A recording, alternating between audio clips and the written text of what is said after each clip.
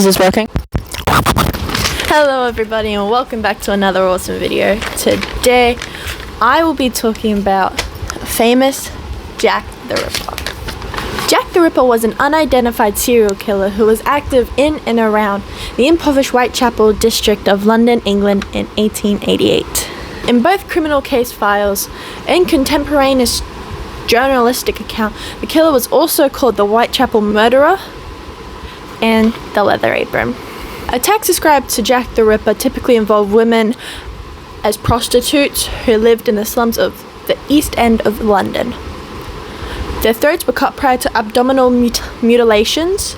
The removal of internal organs from at least 3 of the victims led to speculation that the killer had some sort of anatomical or surgical knowledge. Rumours that the murders were connected intensified in September and October 1888, and numerous letters were received by media outlets in Scotland Yard from people purporting to be the murderer. Where did the name Jack the Ripper come from? The name Jack the Ripper originated in the Dear Boss letter, written by someone claiming to be the murderer, which was disseminated in the press.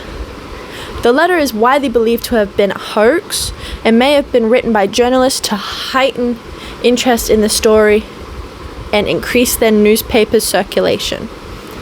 Another From Hell letter was received by George Lusk of the Whitechapel Vigilance Committee and came with half a preserved human kidney, purportedly taken from one of the victims. The public came to believe in the existence of a single serial killer, known as Jack the Ripper, mainly because of the both extraordinarily brutal nature of the murders and media coverage of the crimes. Extensive newspaper coverage bestowed widespread and enduring international notoriety to the Ripper, and the legend solidified. A police investigation into a series of 11 brutal murders committed in Whitechapel and Spitalfield in 1888 and 1891 was unable to connect all the killings conclusively to the murders of 1888. There were 5 victims: Mary Ann Nichols, Annie Chapman, Elizabeth Stride, Catherine Eddowes, and Mary Jane Kelly. They are known as the Canonical Five, and their murders between 31st of August and 9th of November 1888 are often considered the most likely to be linked.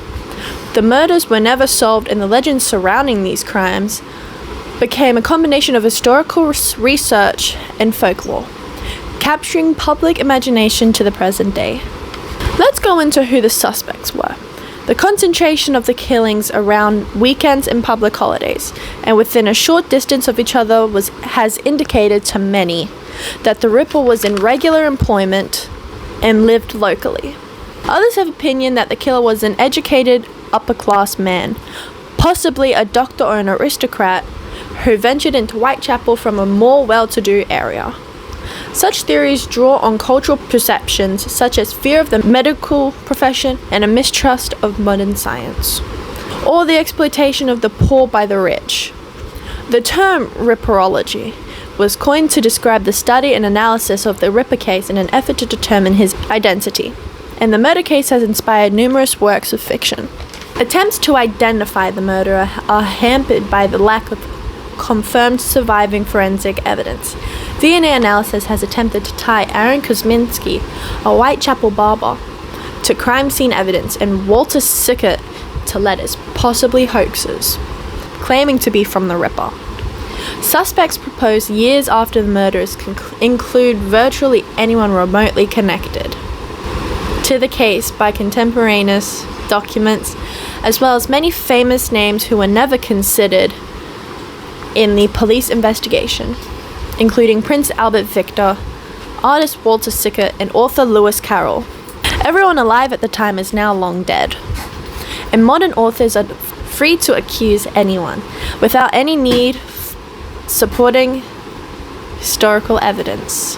There are numerous varied theories about the actual identity and profession of Jack the Ripper, but authorities are not agreed upon any of them, and the number of named suspects reaches over 100.